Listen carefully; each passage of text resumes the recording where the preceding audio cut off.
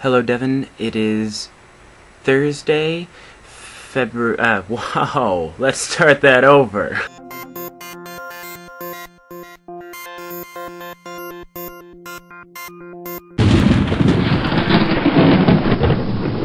Hello, Devin. It is Thursday, April 14th, 2011. However, this video will be uploaded sometime Friday, because it is currently technically Friday, as it is a little past 2 in the morning, something like that. It's around 3. I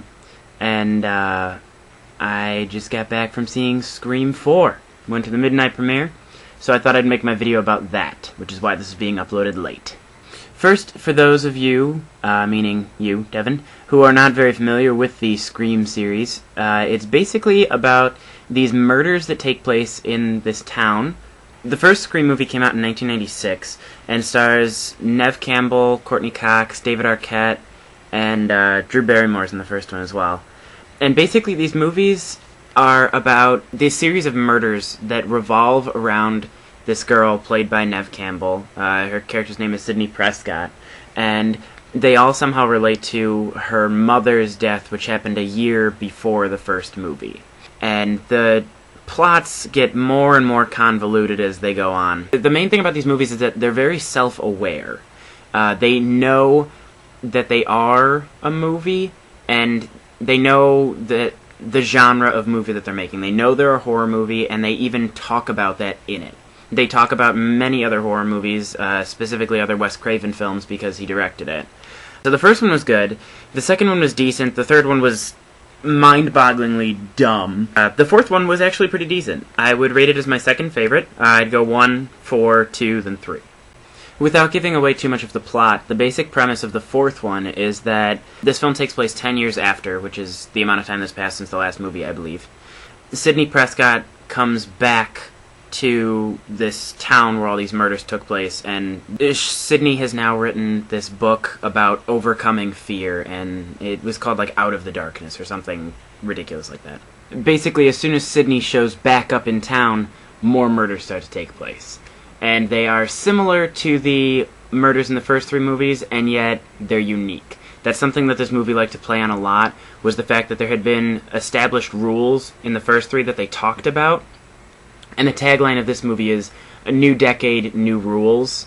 Most of the rules are pretty much the same, but they kind of played off of that a little bit. A character would say, "I'll be right back," and then they'd realize that they said, "I'll be right back," and they'd say, "Oh, wait, I wasn't supposed to say that, right? So, that means I'm gonna die or something, right?" So it was that kind of thing. They would play on it a lot.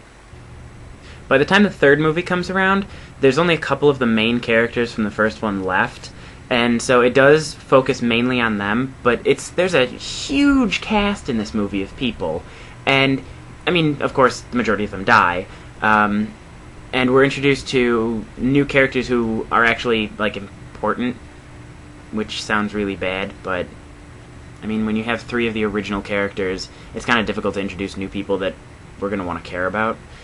And one of the characters is Sidney's younger cousin, who's played by Emma Roberts, who, by the way, didn't know this, Julia Roberts' niece. Crazy, right? Anyways, I know you don't care about this movie, or this, like, review of it, but it was pretty decent, and it was difficult to guess who the killer was. There's a lot of red herrings in it that lead you to think it's one person, and then it's not, and it was good. It was good. I enjoyed it. Not as much as the first one, but definitely more than the third one, and more than the second one. So that's my review of Scream 4. I would recommend seeing it. Particularly, it was really cool going to see it at the midnight premiere, because it was the people who were most willing to be subjected to the scares. And I remember this in particular. There was this girl in front of me who would jump and scream at every little noise, and it made the whole experience a lot more entertaining. You have to go into it thinking this is dumb, but still fun. I'm gonna go to bed now because it's really late and I have class at 10 a.m. So, have a good night.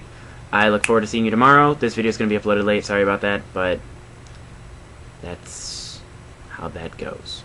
Oh, and I will do my punishment on Monday.